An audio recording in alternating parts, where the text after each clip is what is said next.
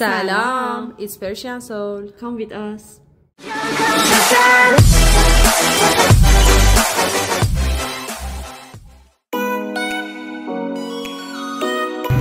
امروز اومدیم کجا؟ خانه ملاباشی یا خانه معتمدی که توی خیابون ملکه، نزدیک همون انگورستان ملک که رفتیم اون سری. بله.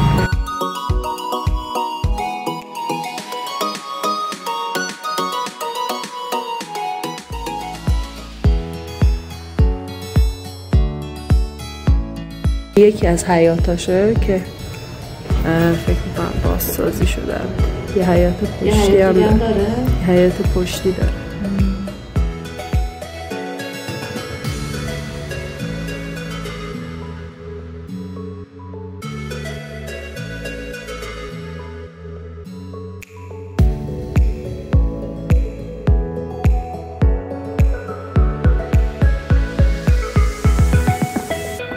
اینم حیات پشتی.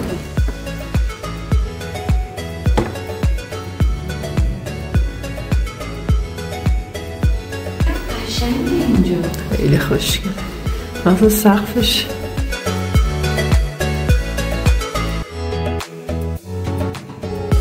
چرا دو تا اسم داره؟ ببین زمان قاجار ملاباشی در واقع یکی از منجمین ناصرالدین شاه بوده و در اون زمان توی اصفهان ظلالسلطان حکومت میکرده. توی یه تایمی که دچار مشکل میشه ناصرالدین شاه ملاباشی رو میفرسته به اصفهان که در واقع کمک ظلالسلطان بکنه. ملاباشی میاد اصفهان، این خونه رو خریداری میکنه. اون زمان فقط یه دونه زمستون نشین داشته و 2 تا 5 دری که الان وقتی که ملاباشی در واقع میاد یه بخش اصلی که اضافه میکنه بخش شاهنشینه که الان با هم میریم میبینیم. اینجا شاهنشینشه؟ آره. خوشگله. اینجا یکی از بخشای اصلی بوده که ملاباشی به خونه اضافه کرده. به نظر 9 دری؟ آره 9 دری یا شاهنشین.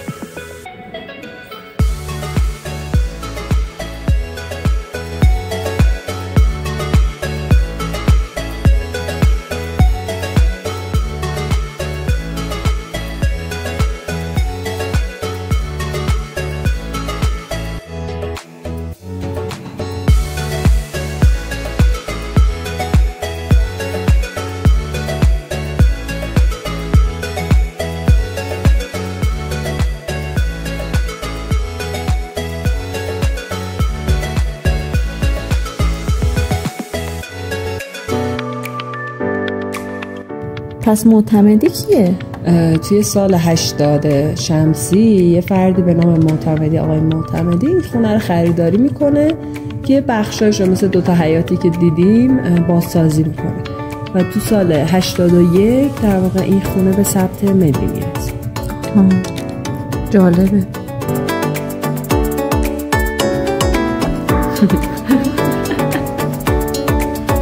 میزای قدیمیه نه؟ توش جا داشت وسیله بذارن. یه جورایی مثل میز تحریر هم آره دیگه میشینن پشت بر. ما داشتیم. خیلی باحاله. منم داشتم بکنم. بذار زینم راستی بیا ایست بد نشون بدم. چی؟ بیا. اینجا یه دفتر گذاشتن که فکر کنم حالا معمولا خارجی ها یا حالا مسافران نمیدونم یادگاری بنویسن.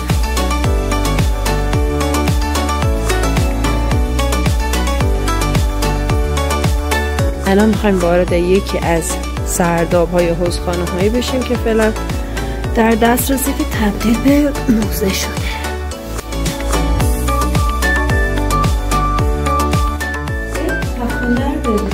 چه باحال، یعنی از اون زمان بازی میکردن؟ تو بلدی؟ چقدر این یکی خوشگل تره. تخته نرده. چرا تخته نرد داشتن؟ خیلی بازی میکردن اون موقع. چطور؟ یکی این یکی شطرنج.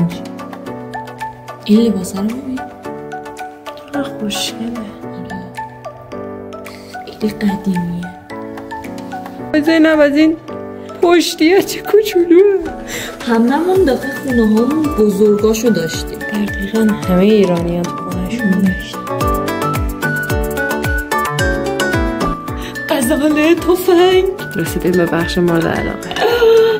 آره. بچه ما این زیر زین اسب کشک. این الان یه بخش عظیمیش تبدیل به هتل شده ولی یه بخشش هم برای بازدید. اینجا رو الان یه تیکه حالت کافی شاپ کردن، داخل هم یه بخش حالت کافی شاپه. بریم ببینیم.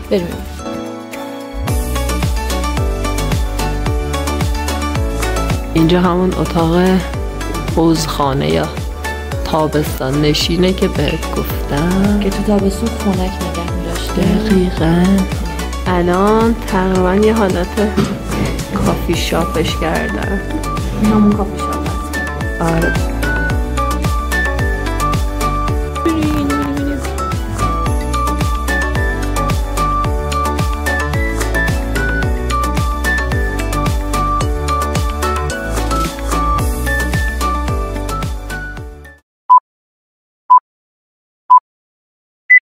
هم رفتیم دستم کوش اینجاست.